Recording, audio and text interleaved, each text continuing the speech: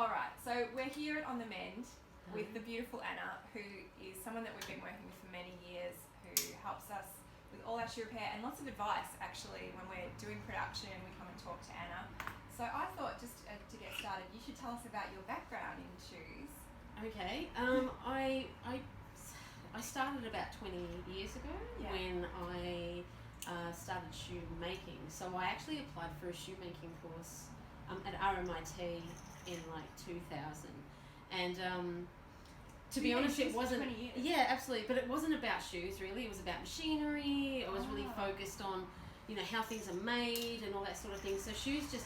I literally opened up the white pages because back then, the internet wasn't what it was now, and like rang them, and then 3 months later they gave me a call and said, "Hey, do you want to do the course?" And I did, and I really enjoyed it, but I kind of, at that point in my life, I needed, I wanted a job in shoes, and I kind of fell into repairs. And that's kind of where I found that was the best thing for me, because I'm really, I find it really fascinating and interesting tearing something apart and putting it back together in a sense. Yeah. And reverse engineering, that's always been my thing. Okay. Like, how do I make something look good again? Yeah, right. And that's why I do shoe and bag repair, not because I necessarily... wanted to be a designer, No, at all. Yeah, it has was more not the been. Functionality. Never have I ever wanted to make a pair of shoes from scratch from my own design and have a label in them ever. Yeah, right. Yeah. Oh, that's So it's all about the reverse engineering functionality. Yeah, the functionality that's so of interesting, it. 'cause we've been watching a lot of YouTube videos about people ripping apart shoes, so we can learn more and understand more too. Yes. So, and there is that. It's so fascinating once you start taking them apart. Oh my gosh, absolutely. And all the different techniques and all the steps that are involved in making a pair. Like, so many people think shoes are like clothes. In the same way that you can take out a pattern, I just want this a little bit different. But it's structural and it has to be Because it's strong. three-dimensional. Exactly. Yeah. And also it's hitting the ground. Yeah. Wow. It's hitting the ground, pounding, and that's why you've got to treat them with a little bit of respect. And that's what we want to talk about today. So that was a very good segue. So basically, what we've done is we've brought down three different shoes from our current collection, and I wanted to get you to talk through the best way people can care for their shoes, keeping in mind how the sort of longevity they can expect out of a pair of commercially bought, sort of sub $300 pair of shoes, right? So this is our Liberation loafer, and this has been in our collection now over a year. Great. This has a rubber resin outsole. So if a customer is to buy this, what point would you recommend they start getting a topi or something put on them? Or would you recommend that? I would. Yeah. I would. Yeah. And I'd do it, especially the front. Yeah. I would do it sooner than later. Because prevention is better than cure. Prevention is better than cure. Always. Yes. Always. For this sort of shoe. Yeah. Not necessarily for that. But this one, definitely a dress shoe, like some half rubber sole, because what you want to do is it'll last so much longer. If the rubber sole wears, that 2mm or whatever it is rubber sole, you take that off, you put a new one on every season, depending on how you're wearing them and how often you're wearing them. That means the structure of the shoe, the stability of the shoe stays as is. Yeah. So all we're doing is replacing a rubber sole. So so it's right at the beginning. Right at the beginning. See, that's interesting, because I always thought it was about 3 months in. No. So it's right at the beginning. The heels, on the other hand, about 3 months in. About 3 months in. Yeah, because what you want to do is, what we're doing is we're taking off the top section of the heel. Yeah. Just that, whatever that is, like 6mm. Yeah. So wait until that wears to a certain point, so it doesn't hit the actual block. Yes. But when it wears to there, then we take that off, we put a new one on, and your shoe's like brand new again. Yeah. So that's the important point too, about when they hit the block. Yes. And so you're hitting the block. You'll see that line. There's like the stack, and then the last one in there. That's where you want to, like, just before that point. Yeah. Once you hit before that point, that's when you want to change them, because it's cheaper for you and it's better for the shoe, because it means I don't have to rebuild a shoe. Once you start rebuilding, it gets a little bit more expensive, obviously. But also it's hard to fix, right? Well, it takes longer. Yeah. Yeah. So topi up the front, straight up, pretty much, to protect the initial integrity of the shoe. That's exactly right. Yeah, perfect. And then actually adding the heel cap at about 3 months in. Yeah, roughly. So, yeah. But that depends on how you're wearing your shoes. Right. Are we segueing? And we've talked. Let's talk about this, because let's talk about shoe rotation. Okay. While we're talking about this, because I know we've had a lot of discussions over the years about how many people maybe tend to wear the same shoes every single day. Yes. And then come in and say, my shoes didn't last. Yeah, and they never will. No. Regardless of brand, regardless of price point. Yeah. If you wear your shoes every single day, they're going to wreck so much faster, because I know it sounds really gross, but you are sweating. Your feet sweat a lot. The perspiration. Yeah, that's right. Yeah.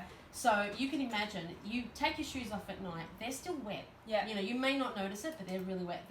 And then 10 hours later, 12 hours later, or maybe even 8 hours later, then you're putting them back on, so they haven't had a chance to dry out and just, you know, get strong again. You know, like I don't know the right term for it, but they need to dry out for you to put them back. And that's why we say we always rotate shoes. Like, don't wear as much as you can. Yeah. And I know that there are some points where you're going to have to, like if you go away or what, but that's a short time, right? Yeah. But in general, you should be rotating your shoes. Yeah. I would say at least 3 pairs. A week. A week. Yeah. At least 3 pairs. So you've got more than 24 hours. Yeah. So they get to dry out, and they will last exponentially longer.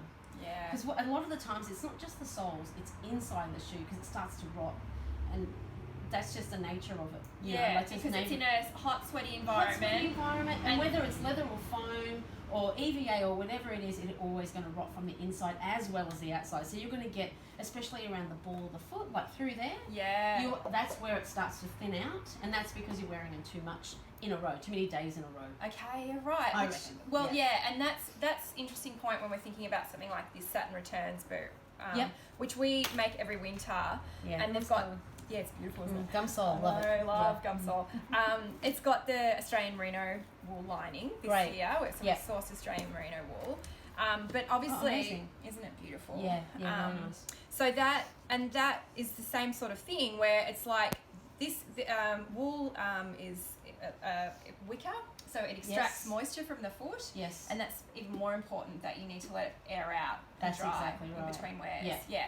So, I think it's really important for people to realise that shoes are not like clothes. They're not clothes. Yeah. They're shoes, right? It's different. Yeah. You can wear a jacket every day. Yeah. That's not a problem. You can't wear the same pair of shoes every day and expect them to last. It's not going to happen. No.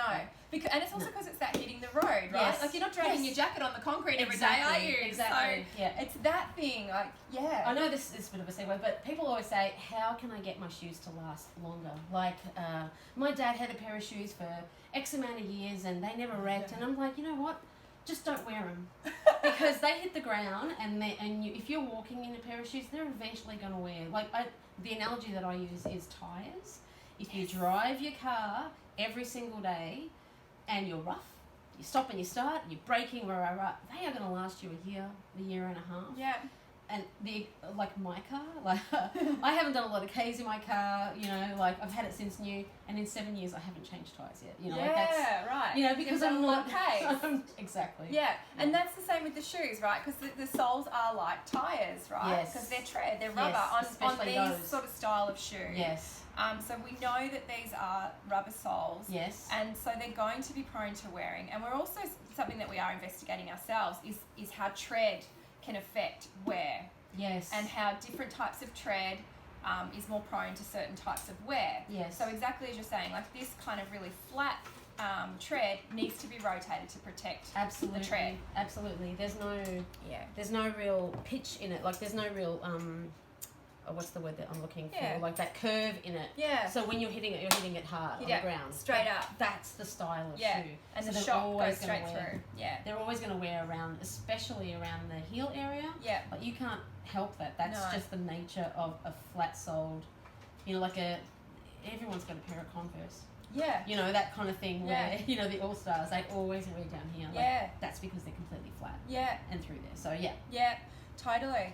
Well, it's been really informative, as always. Yeah. And so lovely to see you. You too. Oh, there's so much I've learned from Anna over the years from coming in here. So we are so grateful for your time this morning. And I'm sure we'll have you back to talk about other things another day. Yeah, because then we're on a project at the moment, as you know. We're trying to find a way to be able to replace the outsoles on sneakers, which is a bit of a mission impossible, but we've set our task on it. Yeah, absolutely. Oh, I'm looking forward to it. Exciting. All right.